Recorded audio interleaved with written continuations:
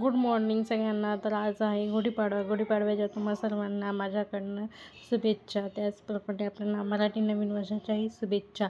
तर आज मस्त अशी गुढीपाडव्याची तयारी करून गुढी उभारून गुढीची पूजा करून घेतली.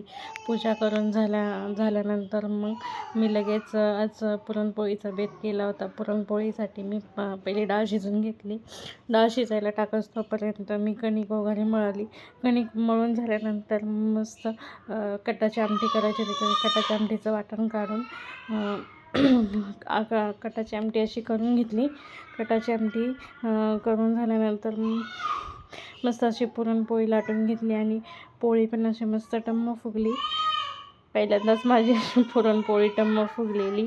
पुरणपोळी करून झाल्यानंतर गरम गरम भजी केली. भजी झाल्यानंतर छान असं पुरणपोळीचं ताट वाढून जेवण करायला घेतलं. जेवण केल्यानंतर इव्हिनिंगच्या वेळेस आम्ही असं मस्त फिरायला गेलो, वॉकिंग करायला. आणि असं गेला आजचा दिवस. माझं हे मॉर्निंग रुटीन आवडलं असेल तर सबस्क्राईब करा.